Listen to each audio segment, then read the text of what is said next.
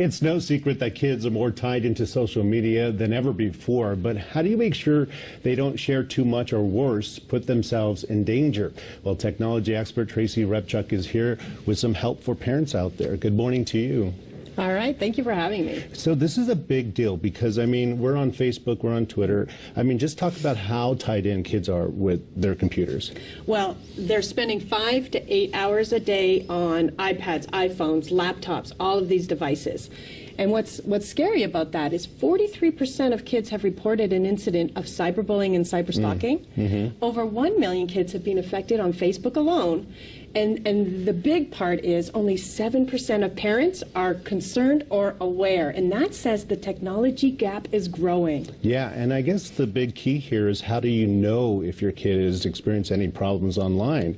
I mean, you think everything's normal, but you said there are some warning signs. There are. And for example, grades are going down. They're becoming less social, you know, kind of holding it up in their bedroom and hanging just out there. But the biggest one is if you ever see them come off their computer, their iPhone, iPad, whatever, and they're upset about anything, something just occurred in social media, and this is where the formula is going to kick in, and it's really time to start engaging them. And that formula is the SAFE formula. Yes. So let's start there. The S stands for? Secure your data. Okay. So, you know, you're going to have to become active and join and become a friend of your kids.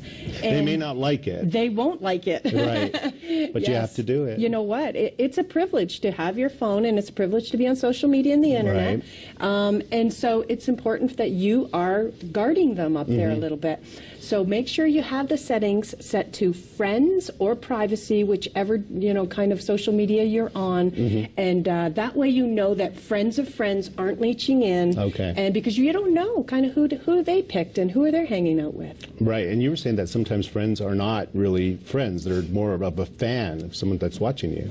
That's right. Well, that's part of the formula as well. Like, fans aren't always friends. And the big thing about this is if they are talking and engaging with somebody that they don't know, that could be a 44-year-old man posing as a 16-year-old, and so you don't know what you're revealing to who when you don't just stick to friends and never ever agree to meet somebody outside of the internet. And one of the other tips is the A in SAFE is ask questions. Yes, exactly. So what's happened here is, you know, they come home from school, hey, how was school? How was your day? They're spending the majority of their time here. So it's time to say, you know, what's going on. And this is where it's important to scan just a couple minutes every day, take a look. If something alarms you, there's a post up there you're not quite agreeing with, ask your child, do they know this person? Is, you know, and get them off their account. If and you that don't again, like it, that again goes to the fans and friends, the F in it. So let's go to the E, educate them on the issues. This is the biggie. Now, we teach our kids to cross the road, stranger danger, drop and roll, but we're not teaching them anything about social media. And the reason is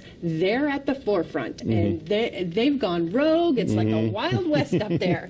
And so it's time for us to say, all right, we need to know about what is cyberstalking, what is cyberbullying, and the fact that your posts and your pictures are going to be up there forever. Ever. And that's why it's important to have a guide like yours, Social Media Safety for Kids, which you can find quickly on what website? Socialmediasafetyforkids.com. Perfect. All right. Well, thank you very much for being here today. Thank you, Gene. Great information.